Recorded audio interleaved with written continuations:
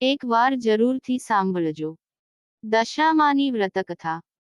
એક સુવર્ણ નગરીમાં રાણીએ તેના મહેલના ઝરૂખામાંથી જોયું તો શહેરની બહેનો કોઈ વ્રતની ઉજવણી કરતી હતી. રાણીને થયું કે આ વ્રત મારે પણ લેવું છે. રાણીએ રાજાને વાત કરી.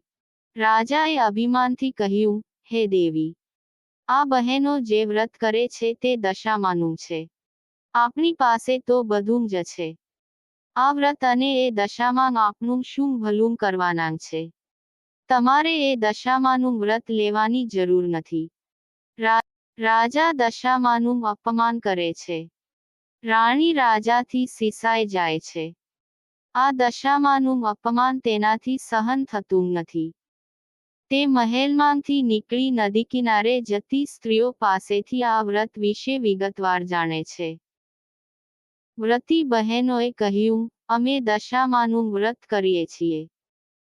આ વ્રતની વિધિ એવી છે કે સૂતરના 10 તાર લઈ, 10 ગાંઠ વાળવી, ગાંઠે ગાંઠે કંકુના ચાંદલા કરવા. ત્યારબાદ સ્ત્રીએ આ વ્રત કરવું. દાસી જોડે રાણીએ રાજાને સંદેશો મોકલ્યો કે મારે આ વ્રત કરવું છે. પણ રાજા અભિમાનમાં ચકચૂર હતા. તેમને આ વ્રતની ના પાડી, પુનઃ દશામાનું અપમાન કર્યું, તેથી દશામાના ક્રોધનો પાર ન રહ્યો. એક દિવસે દશામાએ રાજાને સપનામાં આવીને એક જ શબ્દ કહ્યો, પડું છું.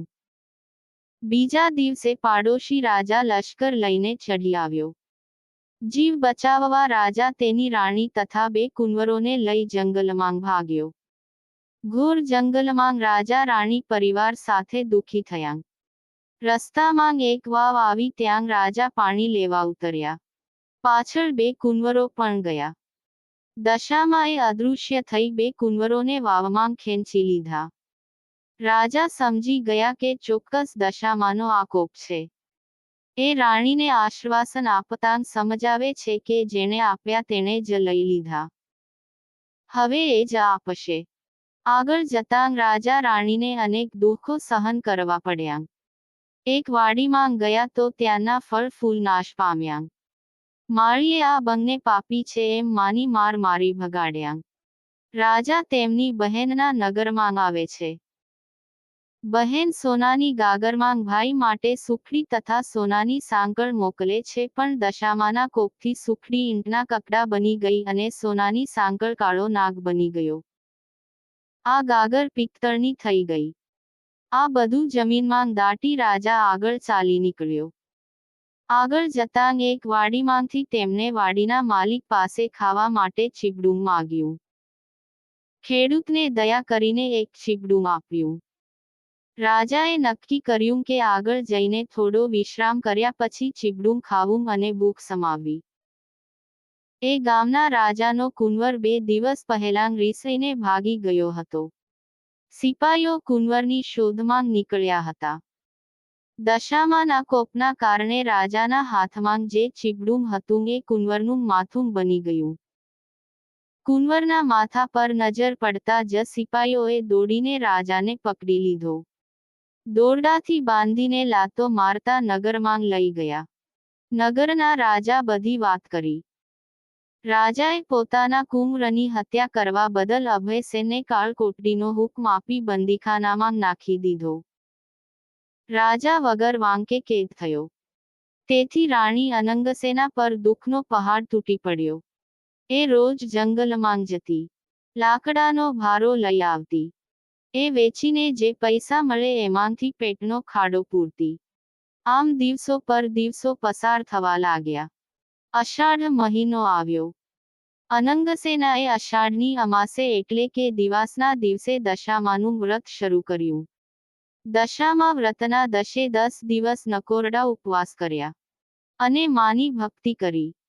જે રાજાએ અભયસેનને કેદ કર્યો હતો તેમનો કુંવર હેમખેમ ઘરે પાછો આવ્યો. તેથી અભયસેનને જેલમાંથી મુક્ત કરવામાં આવ્યો. રાજા રાણી જંગલમાંથી ચાલતાં આગળ નીકળ્યા. ત્યાં એક વાવ આવી. જોયું તો વાવના કાંઠે દશામા વૃદ્ધ ડોશીનું રૂપ ધારણ કરીને ઊભાં છે. બંને કુંવરો એમની આંગળી પકડીને ઊભા છે. રાજા રાણી તરત માતાજીને ઓળખી ગયા. માના પગમાં પડી ગયા. દશામાએ અસલ સ્વરૂપમાં આવી દર્શન આપતાં કહ્યું, હે રાજા, હવે તારું અભિમાન ઓગળી ગયું છે. લે તારા દીકરા. તું જે વાટે અહીં આવ્યો છે તે વાટે પાછા ફરો. તમે જે સુખ માટે ઈચ્છા કરતાં હતાં તે સઘળાં સુખ મળશે. તમને તમારું રાજ્ય પાછું મળશે. રાજા રાણી બંને કુંવરો સાથે પોતાના રાજ્યમાં આવ્યા.